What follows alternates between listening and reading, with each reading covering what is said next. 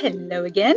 This is section 13.3, and this section is going to be on the Pythagorean theorem, things like that, the distance formula, other things that are related to the Pythagorean theorem. So we're not going to do a whole lot in this section, so this one's going to be pretty short and sweet, which after some of the last ones that we've done will be a very, very welcome addition, right? Okay, get into it. Hide that. All right, so you guys probably are already familiar with the Pythagorean theorem. Extensions of the Pythagorean theorem include the distance formula and the equation of a circle. All of those are derived from the Pythagorean theorem. So first of all, let's just go ahead and establish the parts of a right triangle. The two sides that make up the right angle are called the legs of a right triangle. And then that slanted part there is called the hypotenuse. The hypotenuse is always opposite of the right angle. Okay, so it's always the two sides that make up the right angle are the legs, and then the hypotenuse is the third side there. The Pythagorean theorem states that the sum of the squares of the legs is equal to the square of the hypotenuse. Okay? So it is very important that that c squared be the hypotenuse. It's not just any two sides squared gives you the other side. Also, notice that you cannot take away those squares. A squared plus b squared equals c squared is totally different than a plus b equals c. Okay, so you can't just take away those squares and get an equivalent equation. It's not the same thing. So for this one, if we say that BC is 3 and AC is 4, what's the length of AB, the hypotenuse? Well, setting up the equation, 3 squared plus 4 squared, the legs squared, equals the hypotenuse squared. We get 9 plus 16 is c squared, 25 is c squared. In that last step there, to get c equals 5, we have to take the square root of both sides, because that's the inverse operation of the squared. Okay, so if we have 25 equals c squared, to solve that, we technically get plus or minus 5. If you guys remember that from algebra, but we're talking about the lengths of sides of triangles. The minus is not even relevant here. So,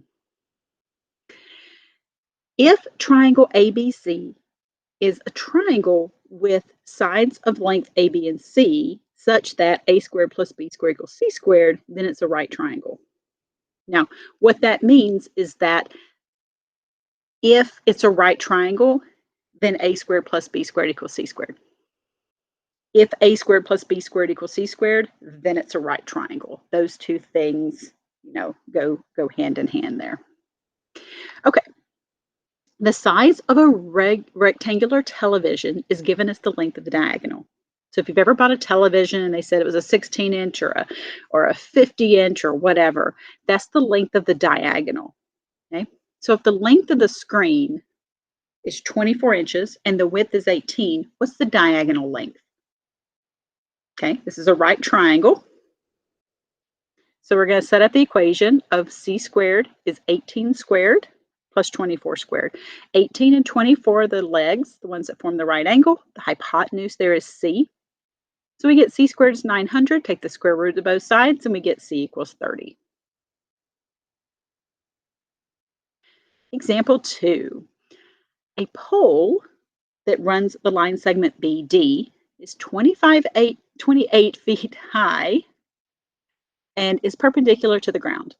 Two wires, BC and BA, each 35 feet long, are attached to the top. So this is forming an isosceles triangle, okay, where that 28 is your altitude. If points AD and C are collinear, okay, how far are the stakes A and C from each other? Because this is an isosceles triangle, that altitude bisects the base. So we can just use either one of those right triangles. We have two of them. We have the right triangle over here on this left half, and we have the right triangle over here on this right half. It doesn't matter which one we choose. The setup is going to be the same, and it's going to solve for that little bitty base right there, which is really half of the full base of the isosceles triangle. So we get 28 squared plus, and I just use segment DC squared equals 35 squared. Notice with this one that I'm solving for a leg. I'm not solving for the hypotenuse. So that's why the thing I'm solving for that I put DC squared. Now, if that's confusing, we could have just put X, but I just, I use the same notation that your book uses with that DC business. So we get DC squared equals 35 squared. Now, how do you solve that? So just pretend DC is X, okay? Well, we first have to subtract over that 28 squared, which happens to be 784. So we subtract that over, and we get 441. Take the square root of both sides, and we get line segment DC is 21 units long, or feet in this case. So AC is just 2 times that. It's 42 feet long. Did I skip example 3? Yeah, I went straight from 2 to 4. Okay, well, we'll pretend this is 3, and I'll fix it before I post it because I'm neurotic like that. Let's determine if the following can be lengths of the sides of a right triangle. Now, do you have to actually construct this right triangle? No. How can you tell? Well, we can use a squared plus b squared is c squared. But which ones do you use? Well, the c is always the longest. So you always want to take the sum of the squares of the 2 shorter sides equals the square of the longer side. So is 51 squared plus 68 squared equal to 85 squared? 85 being the bigger of those 3 numbers, so that's your C value. Is that true? Well, grab the calculator. Yep, it sure is. You just grab your calculator, do 51 squared plus 68 squared, and then do 85 squared. You'll see those 2 numbers are the same. What about 2, 3, and the square root of 13? Ooh, which one's longer? Which one's the biggest side? Well, the square root of 13 is bigger than 3. If you don't believe me, grab your calculator, take the square root of 13. It is bigger than 3. So that means we're going to have 2 squared plus 3 squared is the square root of 13 squared. Grab your calculators, do 2 squared plus 3 squared, and then do the square root of 13 squared.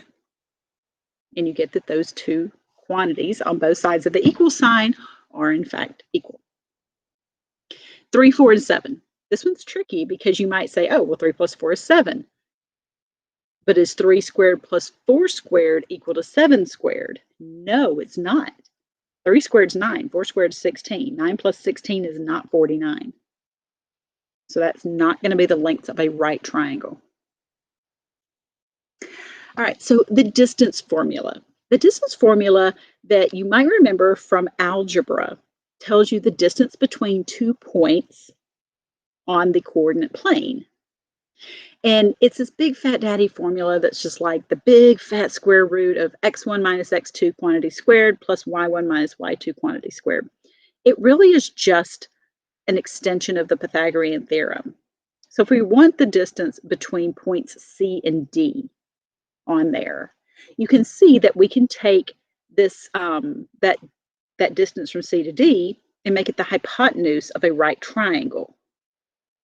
We can use subtraction to find the distance in the x direction and the distance in the y direction to that point E that forms that right angle there. So you can use subtraction there. Now the absolute value is because it really doesn't matter which way you subtract. One way you're going to get the opposite value of that number. So what we do is just say, hey, it doesn't matter which way you subtract, just throw the absolute value on it, you'll be good. And it really doesn't matter with the absolute value because when we go to use the Pythagorean theorem, we're going to square it anyway. So it doesn't matter if it comes up negative because we're going to square it. It's going to turn out the same either way. So the distance formula in general is that big fat daddy formula down there. You do not have to memorize this. So all I really am going to ask for you to do is just be able to utilize it. You know, if you're given 2 points, x1, y1, and x2, y2, to be able to plug and chug. Okay, so let's show that points A, B, and C are the vertices of an isosceles triangle. And then show that triangle ABC is a right triangle. Now, it is possible, remember, to be isosceles and right. So it is possible to be both. All right, so we're going to use the distance formula 3 times. This is just a plug and chug, okay? The distance from A to B is going to be the distance formula with the numbers for points A and B plugged in. This computation is going to give you the square root of 90. Then we're going to redo the distance formula again for points B and C. That's all this is. And then for A and C. So this is the distance formula 3 times, just some plug and chug to it, okay? Be really careful with your signs when you do this. Now, how do we know it's isosceles? Well, look, square root of 90, square root of 90. 2 of the sides had the same length, so it's isosceles, right? How do we know it's a right triangle? Well, if it's a right triangle, then the sum of the squares of the 2 shorter sides, the legs, is going to be equal to the square of the longer side. So if it's right, it's a right triangle, then this equation is going to be true. Well, guess what? When you square a square root, it goes away. So we just get 90 plus 90 is 180. So it's true. So it is a right triangle. All right, we can use the distance formula to develop the equation of a circle. Okay?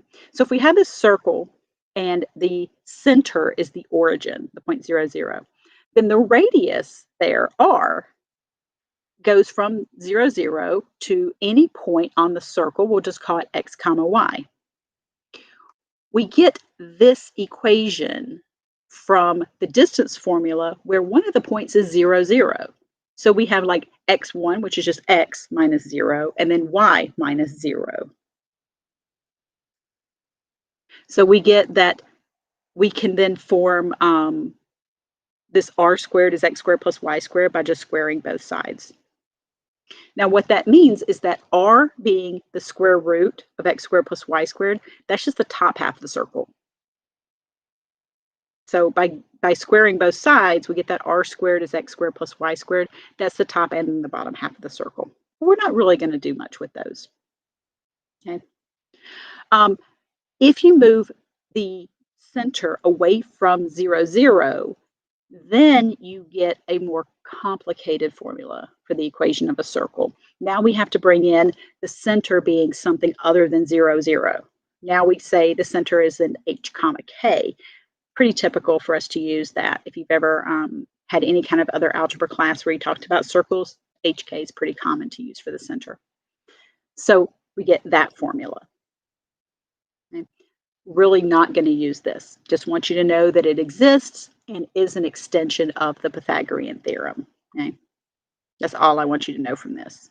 So some interesting facts about Pythagoras that I decided to throw in here, okay? Let's talk about Pythagoras with the Pythagorean theorem, okay? Because it's probably not his theorem, okay? He ran a school, which was really just a cult, okay? They were called the Pythagoreans. Once you joined his cult, you could not even meet him until after a 5-year initiation period where you were required to not speak the whole 5 years. So you had to join and go ahead and just shut your trap and get brainwashed with everybody else. Members of the cult could not eat beans. Now, why? You know what? Some things that you read will tell you because the beans resembled testicles, and they were a group that was devoid of any kind of pleasure in that aspect.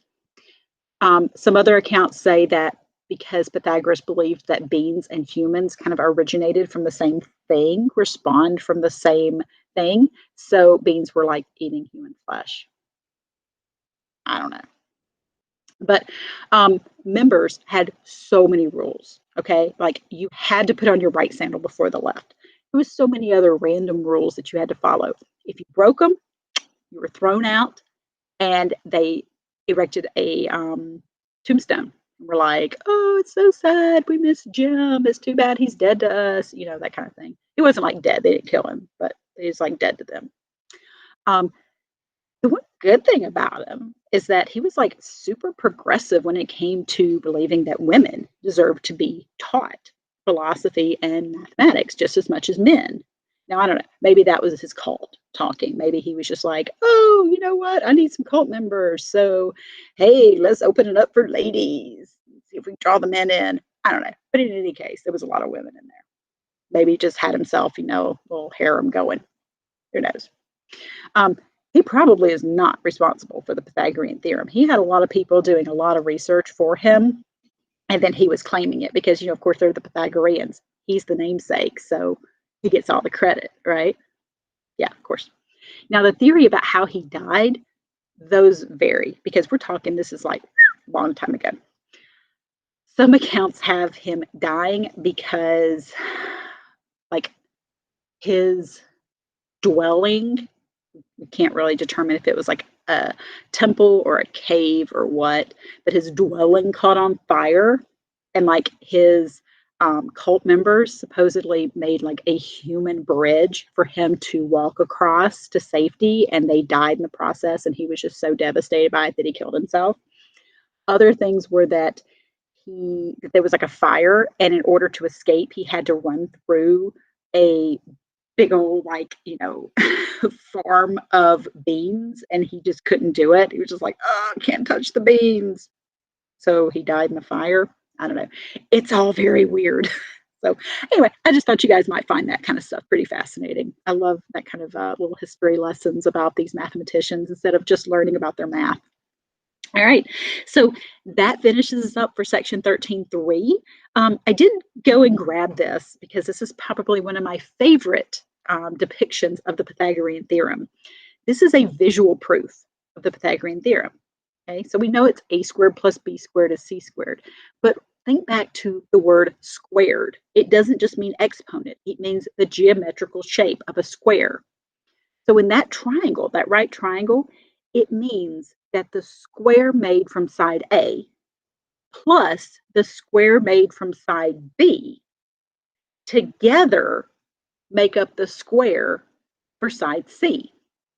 Now, this really cool in the Museum of Science and Industry, there's this thing is like on a wheel, and you can turn the wheel so that the liquid inside A and the liquid inside B, you can like kind of rotate it and see those two flow and fully, fill up the square C.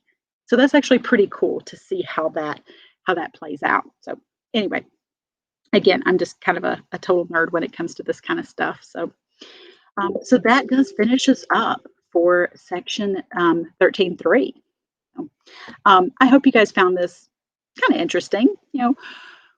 Really all I care about you guys knowing is the Pythagorean theorem, how to use it, and the distance formula. You don't have to memorize it, but just know how to utilize it. Don't really worry about circles. We're not going to do much with them. I just wanted to show you guys those. They exist. They are derived from the Pythagorean theorem. Other than that, that's all I care about. So, okie dokie, that does conclude this section for us. So